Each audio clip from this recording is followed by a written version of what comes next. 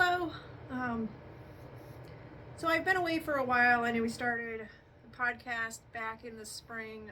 Had some things go on that kind of changed, so I had to take a break, get things set up, and settled a bit before um, we got back into it. And I also wanted to change the structure a bit. I thought a lot about it, and um, I run a fiber farm, so I didn't want to just do a straight knitting podcast. I wanted to kind of focus on the fiber and the difference of fibers, and where does the yarn really come from before we sit down and knit it and or crochet it or felt it or what have you.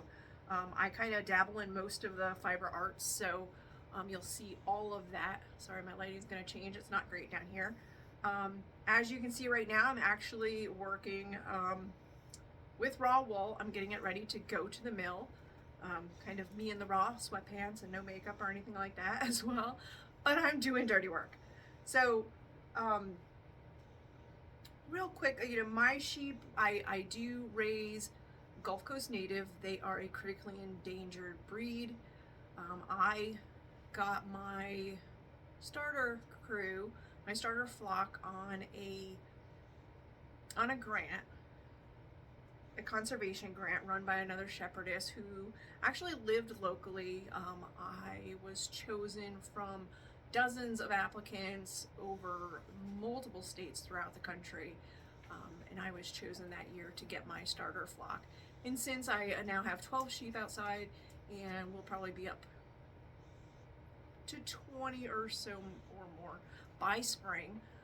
So with that, we will go into, lambing season and shearing season, and I'll shoot footage of all that so you can see what goes on a fiber farm and where your fiber really comes from. With my sheep, their staple will run anywhere from 2 inches to 6 inches. I've got one of my girls grows a really great fleece behind me. I've got all these bags that need to be processed and ready for the mill. And it also runs from just your kind of crimpy. So here's my crimp, if you can see it. This is a short staple. This sheep was actually rude. If you can see the crimp on that too. And she has some great curly, it's dirty, but curls. These are super tight curls. So this will actually stretch quite a bit too. Because these sheep were bred for homestead type sheep, they were actually bred with merinos, they believe, at one time.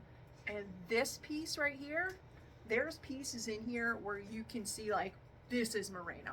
It's super soft, super white, while all of this has got that softer texture because of their breeding and because of that mixing so many years ago. I mean, we're talking the 1500s. You find pieces that are just, this could be pure merino right here. So that's what gives these sheep that softer texture, while they're still heritage of breed. So I'm kind of going through picking out the best that's going to go to the mill, deciding what's going in my junk pile, which will probably be for, felting and other things, and then what's going into stuff that I would hand spin, but I wouldn't probably send to the mill. So that's what I'm doing now. That's where we're at for our season.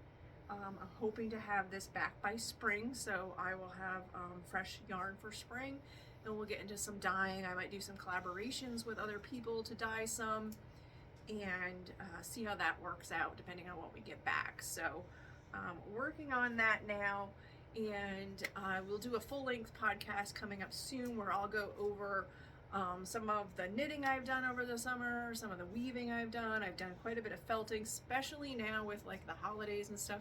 I've made Christmas balls and all sorts of things. You get into all the little things. So while the lighting is focused more on my table for working than this is not the best, I just wanted to check in and let you know we will come back a little bit of a different structure.